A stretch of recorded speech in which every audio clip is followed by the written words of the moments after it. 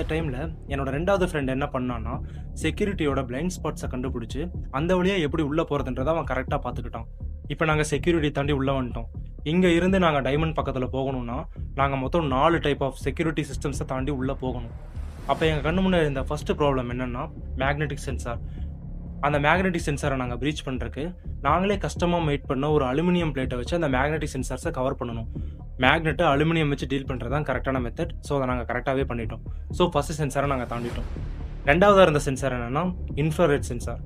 Infrared சென்சார்ஸ்னால் என்னென்னா human பாடியில் இருக்கிற ஹீட்டை வச்சு ஒரு பர்சனோட மூவ்மெண்ட்டை டிடெக்ட் பண்ணுற சென்சாருக்கு பேர் தான் இன்ஃப்ராரெட் சென்சார். அதை எப்படி நாங்கள் ரொம்ப ப்ரீச் பண்ணலான்னு நாங்கள் முதல் யோசிச்சுட்டு இருந்தப்போ எங்கள் கண்ணு முன்னாடி ஒரு டெலிவரி பேக் மாட்டுச்சு. நீங்கள் ஸ்விக்கி ஜொமேட்டோலாம் ஆர்டர் பண்ணியிருப்பீங்கல்ல, அப்போ டெலிவரி பர்சன்ஸ் ஒரு பேக்கில் உங்கள் ஃபுட்டை வச்சு எடுத்துகிட்டு வந்துட்டுருப்பாரு.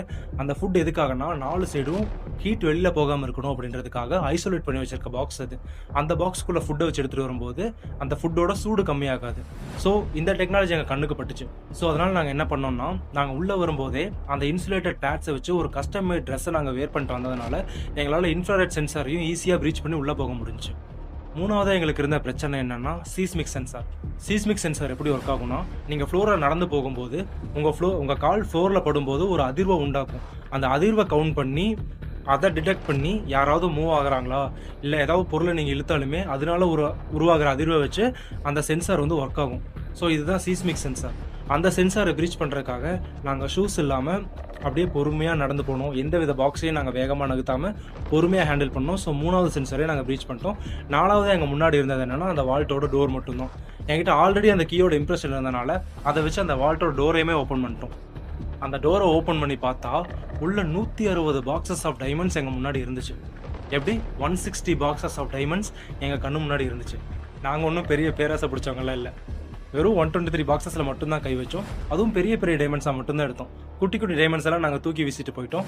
எங்களுக்கு தேவையானது அந்த பெரிய டைமண்ட்ஸ் மட்டும்தான். இப்போ நாங்கள் உள்ளே வந்து டைமண்ட்ஸ் எல்லாத்தையுமே எடுத்துட்டோம். பொறுமையாக கேப்சர் பண்ணி எடுத்துட்டோம். இந்த டைமண்ட் எங்கள் காருக்குள்ளே கொண்டு போகணுன்னாலும் நாங்கள் மறுபடியும் அந்த 4 லேயர்ஸ் ஆஃப் சென்சார்ஸை தாண்டி எதுலேயுமே மாட்டாமல் வெளியில் போகணும். ஸோ நாங்கள் இந்த திருட்டு ஆரம்பித்த டைம் நைட்டு 2 மணி. ஆனால் முடிக்கும்போது காலையில் 6 மணி ஆயிடுச்சு. மொத்தம் 4 மணி நேரம் இந்த திருட்டை நாங்கள் பண்ணோம். இதை நாங்கள் முடிக்கும்போது எந்த ப்ராப்பர்ட்டி டேமேஜும் ஆகலை, எந்த ஒரு பர்சனுக்கும் அடிபடலை, யாருக்கும் இன்ஜூர் ஆகலை, யாரோட உயிருமே போகலை. ஆனால் நாங்கள் 100 மில்லியன் ஒர்த் ஆஃப் டைமண்ட்ஸை திருடணும். அதாவது இந்திய மதிப்புப்படி 900 கோடி ரூபாய்க்கான டைமண்டை நாங்கள் திருடிட்டு சேஃபாக வெளில போயிட்டோம். சூப்பராக இந்த திருட்டை முடிச்சிட்டோம். ஆனால் ஸ்டார்டிங்கில் நான் ஒரு தப்பு பண்ணேன்னு சொன்னேன்ல, அது என்ன தெரியுமா?